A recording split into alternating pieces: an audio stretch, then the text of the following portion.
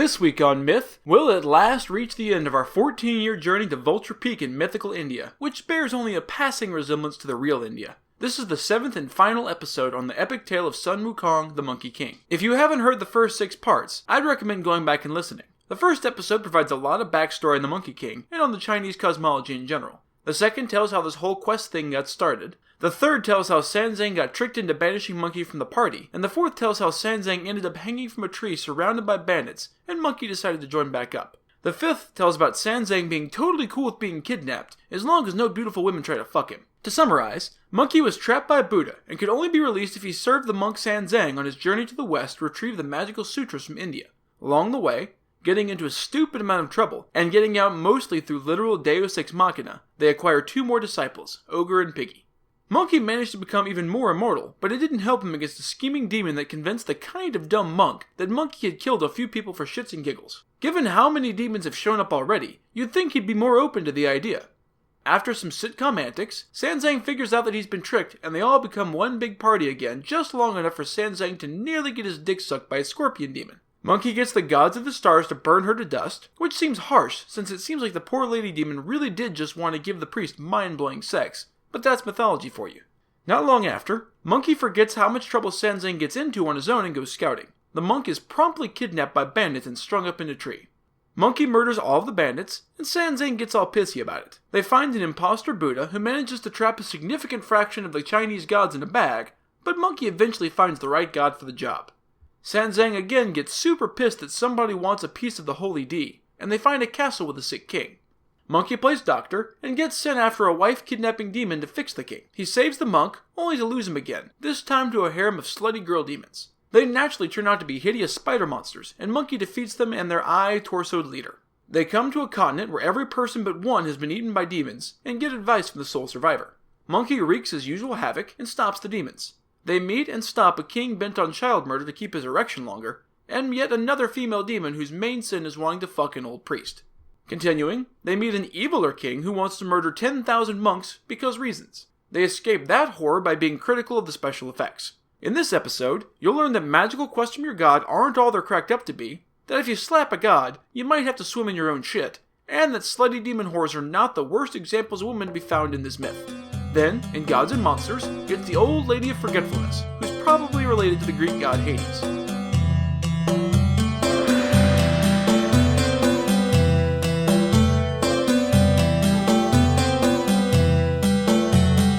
The Myths Your Teacher Hated podcast, where I tell the stories of cultures from around the world in all of their original, bloody, uncensored glory.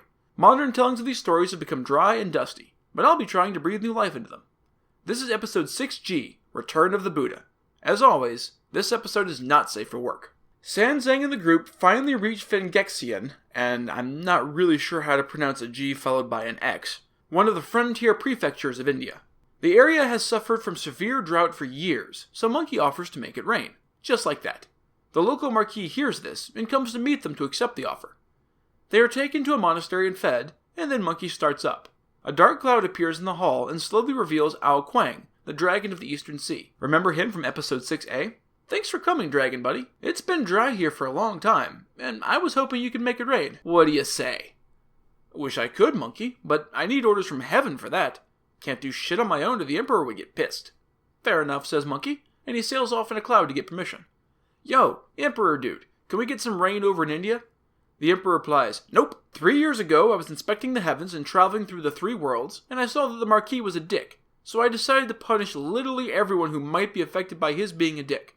He gave the offerings to heaven to dogs just because they were starving. He said naughty words, and he said I might not be the most awesome god ever. Tell you what though, I'm feeling magnanimous, and not at all wondering if I went a little overboard here. So I've set up 3 tasks in the Hall of Fragrance. Do them all, and I'll let you have your reign. 4 heavenly teachers take Monkey to the hall. Inside, he sees a 100-foot-tall mountain of rice and a 200-foot-tall mountain of flour. A chicken the size of a fist is eating the rice, and a Pekingese is licking the flour. Beside all of that insanity is a golden padlock 16 inches long with a crossbar as thick as a finger sitting above a lamp, which is heating the bar. The teachers say India will only get rain once the chicken has eaten all of the rice, the dog has eaten all of the flour, and the lamp has melted through the lock. Shit, says Monkey. I've got nothing. Oh, it's easy, Monkey. The Marquis just has to suck up to the Emperor, and this will all finish up in a flash. Monkey decides he can't really do anything else in heaven, so he goes back to Sanzang. The Marquis is waiting there, surrounded by his people.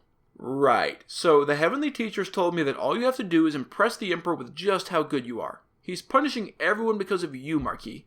The Marquis starts to sweat. Okay, but in practical terms, what do I actually need to do, Monkey? Well, if it were me, I'd hold a big religious festival and do a whole lot of praying and scripture reading. Really do it up. The Marquis therefore orders a 3-day religious festival in which they all pray, burn incense, thank the Jade Emperor for not actively smiting them yet, and repent of their many sins, which seem to be mostly taking a laid-back attitude to worshiping the Emperor and not being a dick to dogs. At the end, Monkey sets off in his cloud once more for heaven. He arrives about the same time that letters from the clergy do. I don't really know how you get a letter to heaven, but the postage must be a real bitch. Monkey's testimony and the letters are sufficient to make the Emperor happy. When Monkey walks into the Hall of Fragrance, the 2 hills are gone and the lock has fallen to the ground. That day, 3 feet and 42 drops of rain fall, which, given they've been in drought for years, probably meant that people died in flash floods and mudslides. They are allowed to pass on and continue into India. They eventually come to the wall of Yuhua County. The prince invites them to the palace to inspect their passports before going on. While they're waiting on the ancient version of the border agency to do its bureaucratic thing, the prince's 3 sons come to visit. They are impressed by the weapons of Monkey, Ogre, and Piggy, and listen to their stories of their trip. Amazed, they ask the group to teach them to fight. Monkey laughs. It would be easy if you weren't all huge wimps. There's no way you can even pick up our weapons, let alone fight with them. I'll give you magic strength first, so that the lesson won't be a complete waste of my time. They pick up the weapons, but can only move them with great difficulty. Hey, divine weapons are fucking heavy, man. I'd like to see you try it.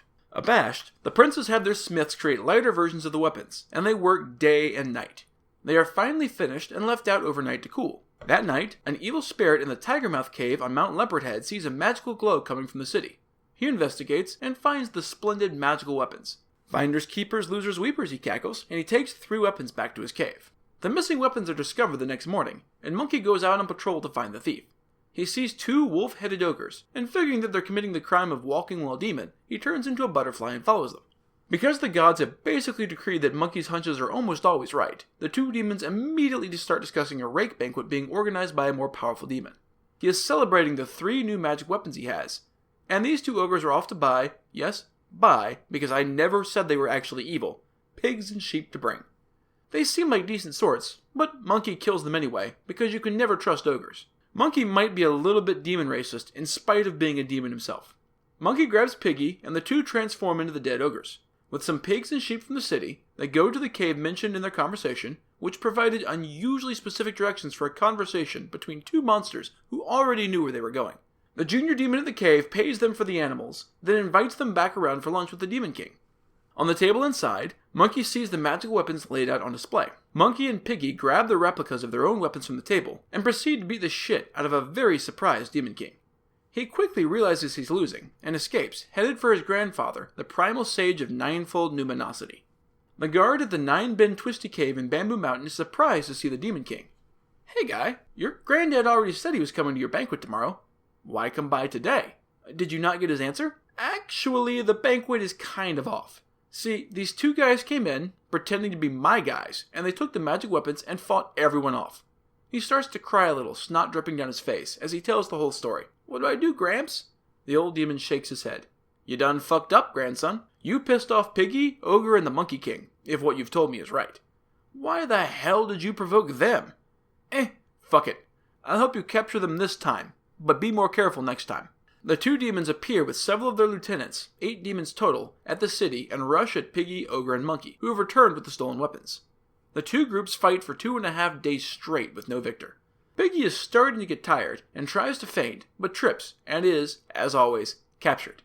With one side of the triangle down, Ogre and Monkey have to retreat. The demons press the fight, so Monkey yanks out some hairs and creates 100 shadow clones to fight. By evening, Monkey and Ogre have caught or driven off 3 of the enemy demons. The next morning, the 5 remaining demons re-engage, but the old Demon King, a 9-headed lion, sneaks into the city and captures Sanzang, the prince, and his 3 sons. He carries each one in the mouth of a separate head, then grabs Piggy from where he's been kept and holds him in a 6th mouth, then takes him to his cave. Monkey and Ogre are able to beat the assault of the remaining demons, and realize that everyone important has been taken. They follow the assault team back to Bamboo Mountain and up to the gates of the 9-bin Twisty Cave. The two demon monks start to beat on the gates, so the old demon king goes out, throws open the gates, and grabs Ogre and Monkey in 2 different mouths while they're contending with the other 7 heads. Monkey waits until nightfall, then sneaks out of the cave and back to the city. There, he finds a collection of local deities and spirits, including the god of the city. Are you fucking serious? We've been fighting for your home for days, and only now do you show the fuck up? You goddamned cowards. The city god looks sheepish. The old demon king is really scary. If you want to finish him, you'll need to go to the wonderful crag palace in the utmost east to find his master. Nobody else can subdue him, not even you. Monkey immediately heads out to the utmost east and finds the heavenly honored one who summons his lion-taming slave. The slave is lazy and drunk because the story is a little classist, and the guards beat him awake and drag him to the honored one. Where the fuck is my lion, also known as literally your only job? The slave drops to his knees, weeping. I'm sorry, my lord. I stole a jug of wine and I got shit-faced on it. While I was passed out, the lion must have slipped its chains and gotten away. The honored one, annoyed, goes with Monkey to get his lion, bringing the slave with them.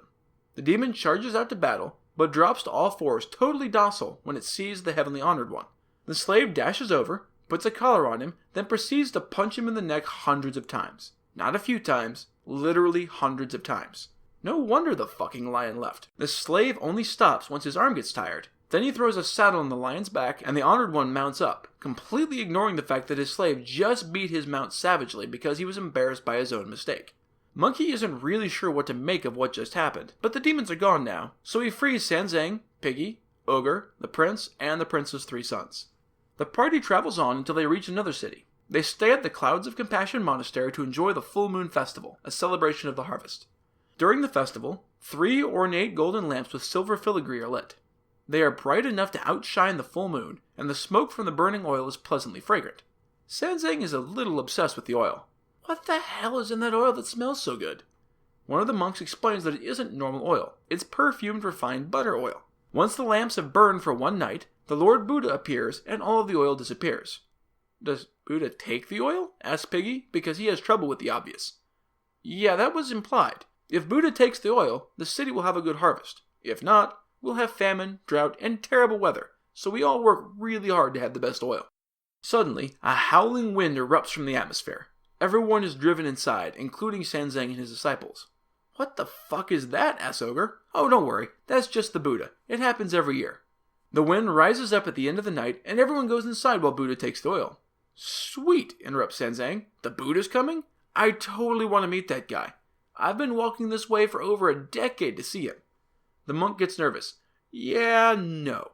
No one goes outside while the Buddha is here. Sanzang thinks about it for maybe a quarter of a second, then decides, nope, I always know better and never walk into obvious traps, so this is obviously a good idea. He runs outside in time to see a trio of Buddhas riding the wind above the city, headed for the lamp. Awesome sauce! He makes to dash headlong toward the clearly demonic presences, but Monkey grabs him. Oh my fucking god, are you serious? Those are clearly evil demons impersonating Buddha. I mean, fuck, do you really think he's got 2 identical twin brothers? Even as Monkey speaks, though, the lamps go out with a whoosh and Sanzang is gone. Fuck me.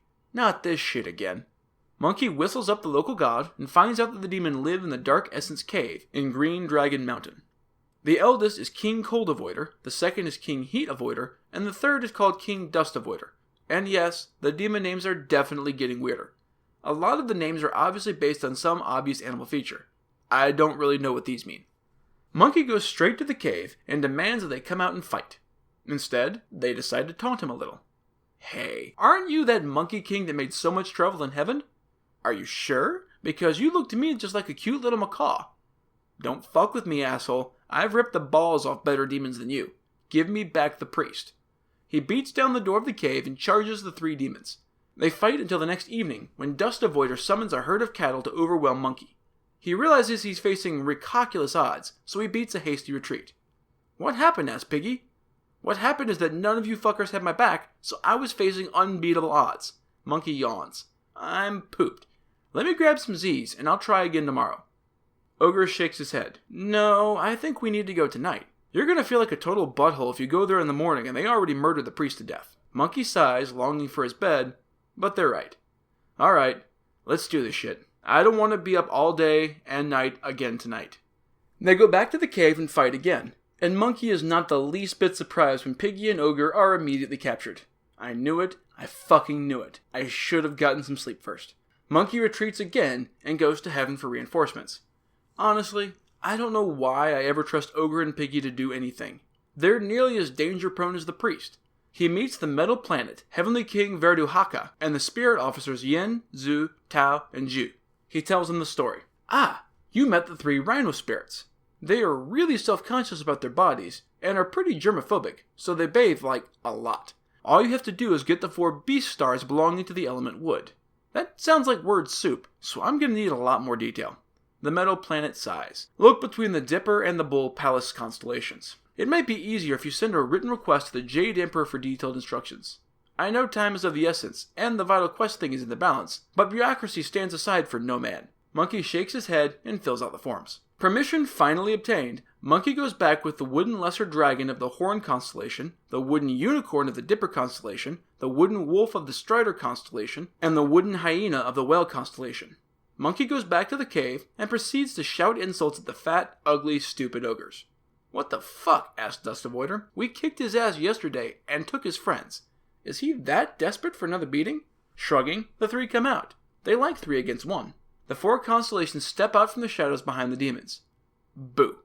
Holy shitballs! He found the only beings that can fuck our shit up. Run away! The demons turn into their true rhino forms and rush off. Monkey and the constellations give chase, following them into the sea. The Dragon King Ao Shun sees this and orders his heir Prince Moang to gather troops and help out.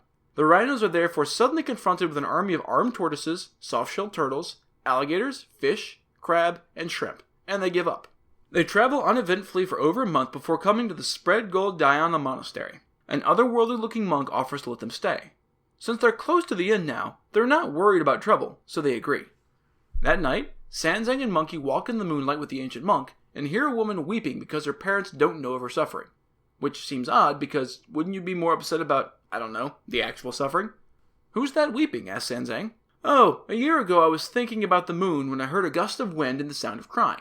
I went into the garden and saw a beautiful girl there. Whose daughter are you? I asked, because her own identity isn't important to me as a sexist old man. I'm a princess, daughter of the King of India, she replied. The wind blew me here when I was looking at flowers by midnight. There seems to be a lot of that going around. I decided that she was an evil spirit, and had her locked away in an empty room that I bricked up as a prison cell. There's a little window to pass food through, so I gave her just enough food to live. She sleeps on her own piss and shit, and pretends to be insane so that the other monks don't break in and rape her, and not because I locked her in a tiny room with no other options. I asked around, but no one is missing a princess. Sanzang, can you use your powers to find out the truth? If you've been paying attention so far, you can probably guess what happened. Monkey and Sanzang go into the city the next morning, which happens to be the 20th birthday of the royal princess. The king has built a tower for the princess to throw an embroidered ball down so that heaven could decide who she should marry, which sounds more than a little insane. Of course, what's actually happened is that the king was admiring nature, which inexplicably pissed off a demon, and it sent the daughter away on the wind. The demon had convinced the king to build the tower so that she could use her ball trick to get Sanzang to marry her. Because this particular episode is sexist as shit, the demon wants to, and I quote, steal his male primal essence to make herself the strongest demon ever. Seriously, this myth has a real hang-up with girls not being terrified of cum. When Sanzang is investigating in the city, the demon throws the ball from the tower and hits him in the head, knocking off his hat. Startled, Sanzang reaches for his hat, but catches the ball instead. Everyone freezes and whispering starts up. Oh shit, she hit a monk. Can she do that? Does heaven want her to marry a monk? Sanzang looks at Monkey bewildered. Alright, priest. Just go to the palace and see the king.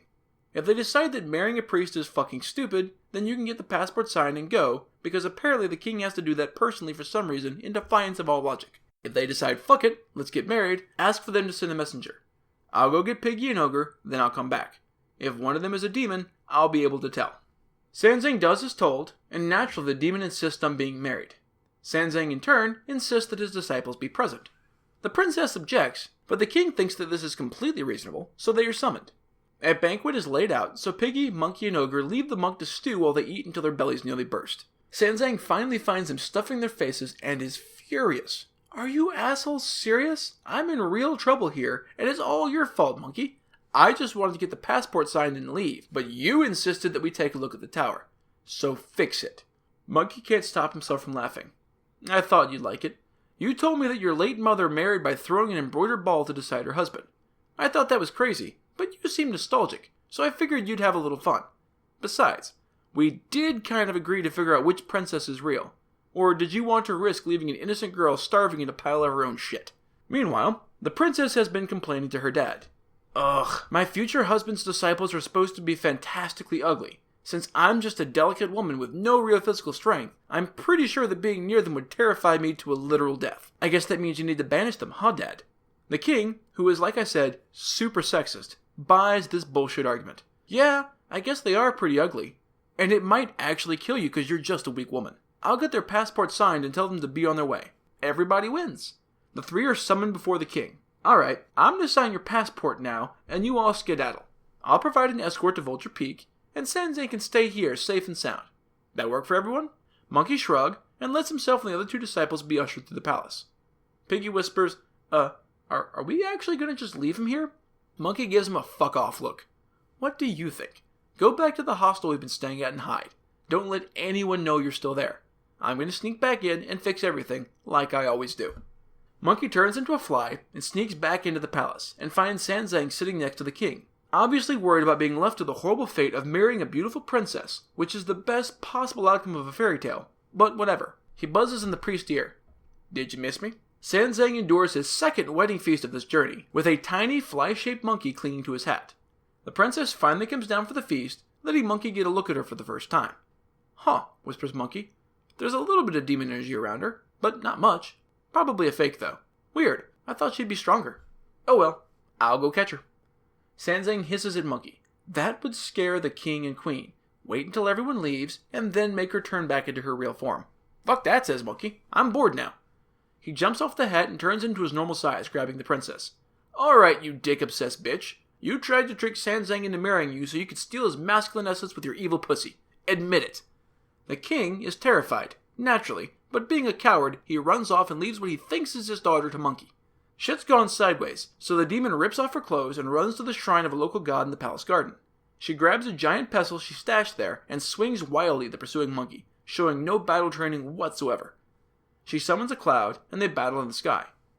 Monkey gets the upper hand quickly, and draws back to deliver the finishing blow. Monkey, no! The monk barely checks his blow. Who said that? The Star Lord of the Moon comes down from the heavens. Thanks for not murdering her, Monkey. That's the Jade Hare, who pounds the immortal elixir of mysterious dew in my palace.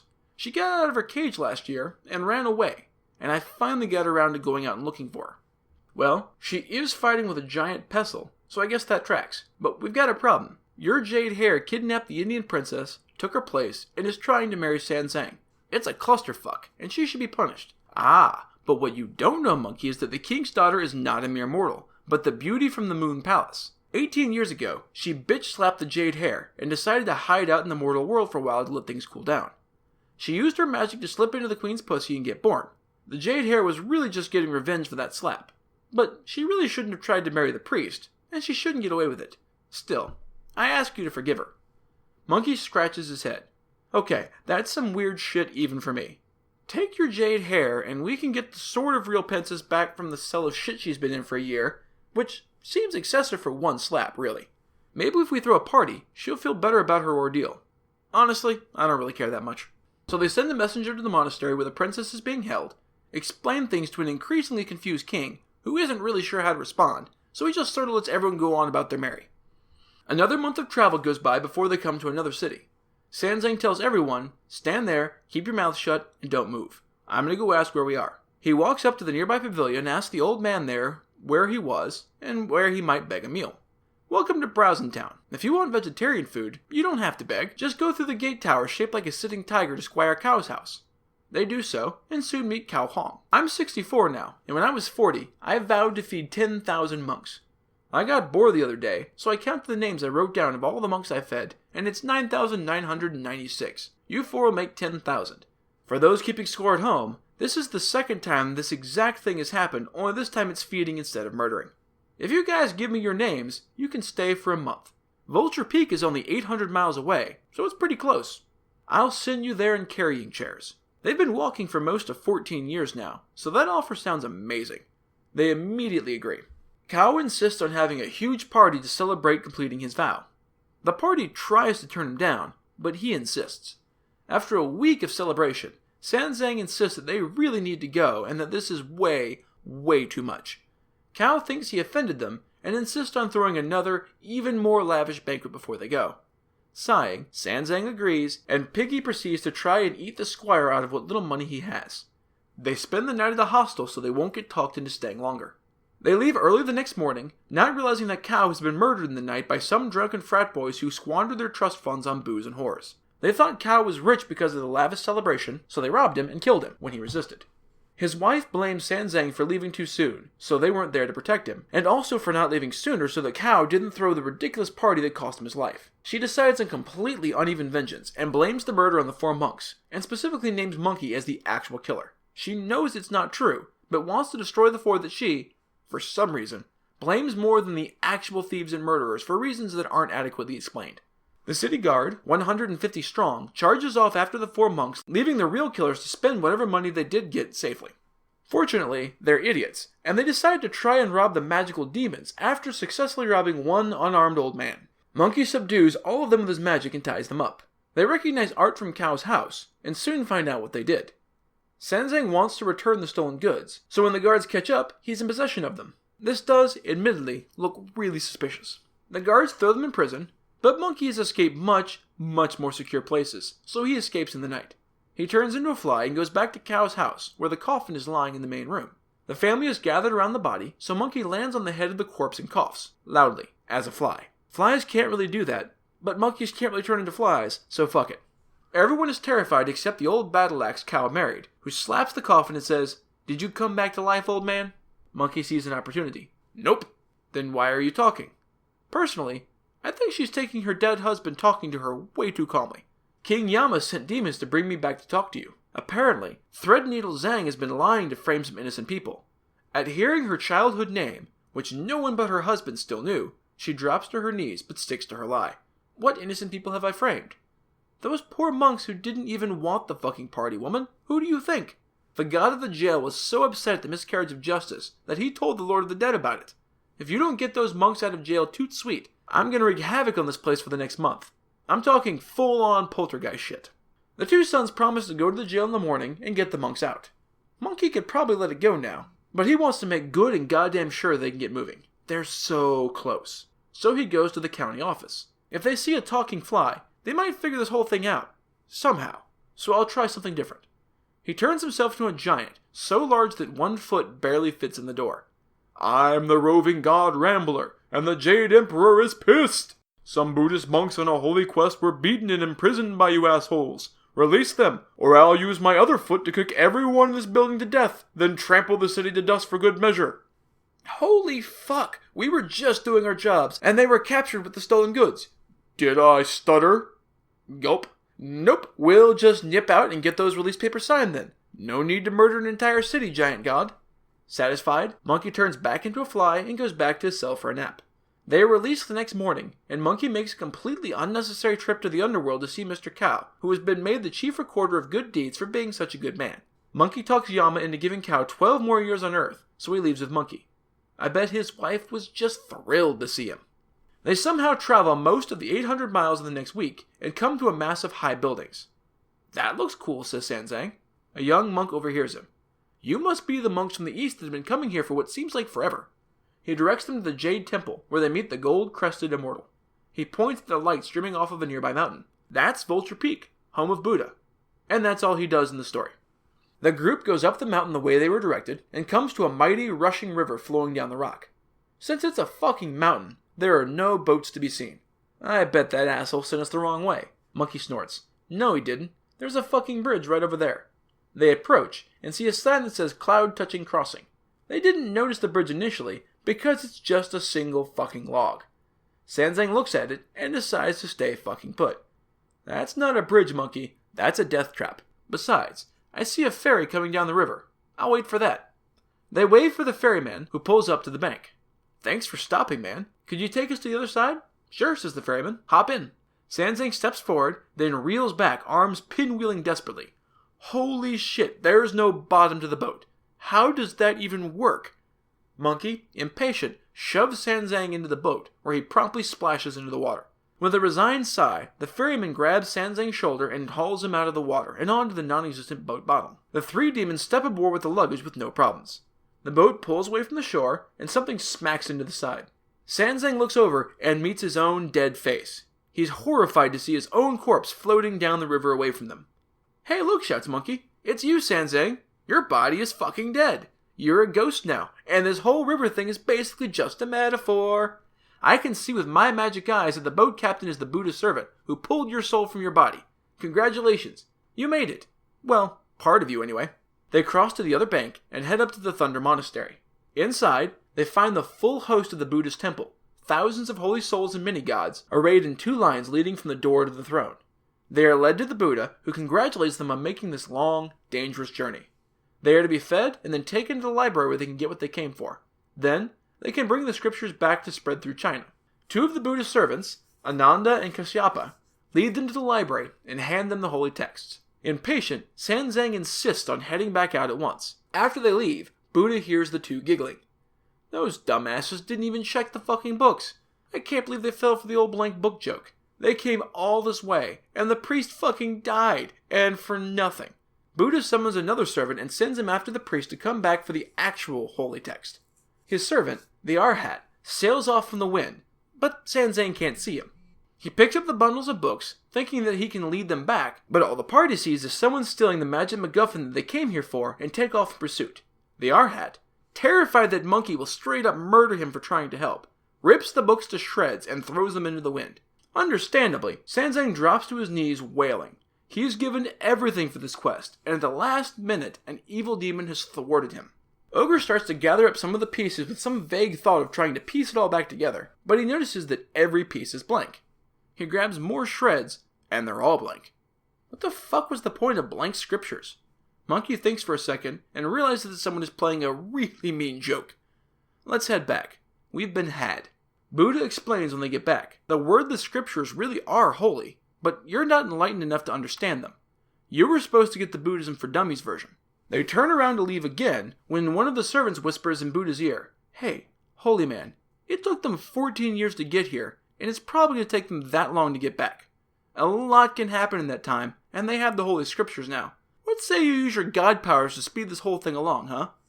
Buddha thinks this is a fine idea, and sends an escort who can bring the party back in only 8 days. After they leave, the holy scribes begin to go through the account of Sanzang's suffering on his holy quest. Hold up. To achieve the truth, you need to suffer 9 nines ordeals. But this says he only had 80 disasters. He's 1 short. This won't do. Contact the escort and tell them to put Sanzang through 1 more ordeal. He needs to suffer a little more to be worthy. So, you know that philosophical question about why bad things happen to good people? It's because Buddha decided that you needed to suffer. It's like when your dad tells you that he's punishing you for a minor infraction because it builds character, only with a lot more mayhem and death. As soon as the escorts receive the word, they drop everyone off in the middle of nowhere. Sanzang is confused. "I thought they were taking us home." "They're probably just taking a break," suggests Piggy, who is still an idiot, if apparently an enlightened one. Monkey pipes up. "Wait, I recognize this. It's the River of Heaven, where that magic turtle carried us across for no reason whatsoever after we saved the Chen family kids from that carp demon." Sanzang remembers this. He was kidnapped here, one of many, many times. Well, how do we get back across? Everyone lives on the other side, and it's a huge river. Suddenly, a voice sounds out. "This way, Mr. Priest." Sanzang looks around, but there's no boat and no people. It takes him a second to check the river for the very turtle they were literally just discussing.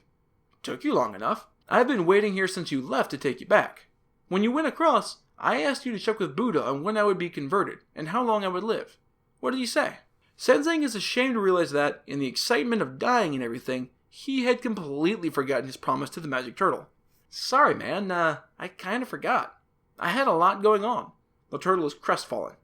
"Are you serious? Man, I believed in you. Fuck this." And the turtle splashes back into the river. Well, shit.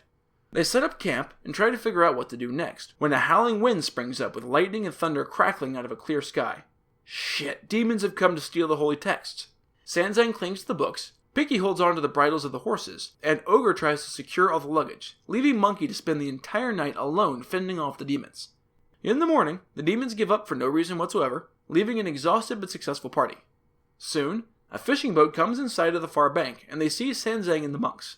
Recognizing them from several years ago, they invite them on board and take them back to the village to sleep in a real bed. That night, Sanzang, who refuses to leave the text alone for even a second, gets to thinking. Everyone knows what they were setting out to do, and now they're coming back. He worries that everyone will want to see them, and they'll never get home. He talks it over with the group, and they decide to slip away in the middle of the night, which seems more rude than noble, but whatever. As they are slipping out of the gates, they see their magical escort waiting for them. Glad to see you again. Ready to go home now? While they were gone, the Emperor Taizong had a special tower built to watch for the return of the Holy Man. It's fully staffed, but once a year, he goes to watch for the group personally. Because powerful people have all of the unbelievable luck, it is only one day a year that the Emperor is there personally that the flying group comes near. Alright, Sanzang, this is as far as we go. The city is waiting for you, and no one is allowed to see us without making the deadly journey that you just made, so we're going to let you off here. They are lowered to earth in a cloud, appearing next to the tower. Sanzang sees the fucking Emperor walk out of the door, so he drops into a bow, and is surprised to have the Emperor help him back to his feet. Dude, you just went all the way to the Buddha. You can stand. Who are your three, friends? Oh, that's right. The people that were with me when I left all died over a decade ago. These are the new disciples I picked up along the way. They're demons, but they're cool. The Emperor invites everyone back to the palace for a celebration. After eating and partying for a while, Emperor Taizong asks, "Hey, I sent you to get those holy books. How about you read some of them for us?" "That would be fun, since we don't have television or internet yet." Sanzang bows. "Sorry, Emperor. These should be recited for the first time at the temple, not in the throne room. How about we go there instead?" The Emperor is not used to being told no, but the logic is sound. Plus, those demons look pretty scary, so he agrees. They all journey to the temple. Sanzang stands with Piggy, Ogre, and Monkey standing beside him, and opens his mouth to recite. Instead, in a blaze of light and holy wind, the four are taken up into heaven. They have completed their quest, achieved enlightenment, and have been granted nirvana, all without ever getting laid. They are taken back to Vulture Peak. "Good to see you again, monk," says Buddha. "You were my second in command, the Golden Cicada, but you were kind of an asshole about it. So I had you reborn to grant enlightenment.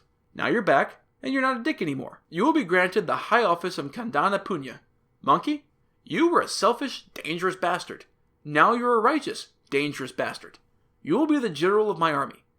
Piggy, you were once a water god, until you got drunk and flirty and tried to rape a god. Honestly, you're kind of an idiot. You do get credit for carrying the luggage, but you still did a lot of stupid shit and tried to fuck a lot of women, so your heart's still clearly impure. You will be rewarded with the job of altar janitor." The fuck? Those two get to be practically gods. Why the fuck am I a janitor? Because you're fat, stupid, and a little rapey. And because you were honestly more of a hindrance than a help. Besides, going around the world cleaning altars is easy and gives you plenty of opportunity to eat offerings. What are you complaining about? Piggy was pissed, but there wasn't really much he could do. Ogre, you were the curtain-lifting general until you broke that crystal bowl. You were cast into the river, where you sinned by murdering and eating people, which is super not vegetarian. Still, you dedicated yourself to the cause sincerely, so you will be rewarded with the high post of Golden Arhat. Buddha turned to the horse. You were originally the son of Aurun, the demon king of the Western Ocean. You disobeyed your father, and were punished by being turned into a horse and made a beast of burden. You will be rewarded by being transformed into a heavenly dragon. No one listened to Piggy muttering, "Seriously? Even the fucking horse gets a better promotion? This is bullshit." And that, finally, is the end of the epic tale of Sun Wukong, the Monkey King. Everyone is safe and happy. Well, except Piggy. But who gives a fuck about that rapey asshole? Which means it's time for Gods and Monsters. This is a segment where I get into a little more detail about the personalities and history of one of the gods or monsters from this week's pantheon that was not discussed in the main story. This week's god is Mang Po, the Lady of Forgetfulness. When you die, you get taken to the afterlife by Oxhead and Horseface, episode 6b, and make your way through Dayu. Your soul is purified along the journey, and finally you are ready to be reborn. Now, it's time for you to meet Lady Ming. She greets you with a smile and a cup of tea. It's a little awkward, and you don't want to be rude, so you drink it down. Wait, where the fuck are you again? And for that matter, who are you? You might be Johnny, the tackling Alzheimer's patient, and if you don't get that reference, you really should watch Scrubs. But more likely, you've succumbed to the 5-flavored tea of forgetfulness. See, in Buddhist tradition, no one is allowed to bring anything from their past lives into the next one except their karma, not even their memories. This tea is why Sanzang didn't remember being the Golden Cicada. Mang Po is the goddess of reincarnation. She spends her time gathering the ingredients of her tea, also known as the Waters of Oblivion, from earthly ponds and streams. The exact combination is a secret known only to her. Every so often, someone manages to avoid drinking the whole cup, which is why some people can remember their past lives when most people can't. Old Lady Meng's Forgetfulness tea is eerily reminiscent of the waters of the River Lethe, which joins the River Styx as the border of Hades in Greek mythology. Like Ming's tea, the waters of the Lethe cause immediate and permanent forgetfulness. It's common in mythology, since it allows souls to go into the afterlife unburdened by their past sins and memories. Particularly in a system with reincarnation like Buddhism, oblivion is important. In fact, only one soul has ever completely shaken off the effects of the tea, the Buddha himself. While meditating, Siddhartha, the man who would be Buddha, unlocked his memories of his past lives and achieved enlightenment. So the next times you can't remember what you had for dinner last night, blame Old Lady Ming and her pond water tea. That's it for this episode of Myths Your Teacher Hated. Keep up with new episodes on our Facebook page, on iTunes, on Stitcher, or on TuneIn. Or you can follow us on Twitter as @HardcoreMyth. You can also find news and episodes on our website at mythsyourteacherhated.com. If you like what you've heard, I'd appreciate a review on iTunes, since it helps increase the show's standing and lets more people know that it exists. If you have any questions, any gods or monsters you'd want to learn about, or any ideas for future stories that you'd like to hear, feel free to drop me a line. I'm trying to pull as much material from as many different sources as possible, but there are plenty of stories I've never heard of, so suggestions are appreciated. The theme music is by Tiny Cheese Puff, whom you can find on Fiverr.com. Next time, we'll be trading the Chinese countryside for the deserts of ancient Egypt. It's a story of one of the most iconic figures in Egypt, the Sphinx. You'll learn just how old the Sphinx really is, that Elvis was not the first king of Memphis, and that sibling rivalry is way, way worse when there's a throne in the mix. Then, in Gods and Monsters, it's the gigantic lion, hippo, crocodile hybrid that could doom you to wandering eternity as a lost soul. That's all for now. Thanks for listening.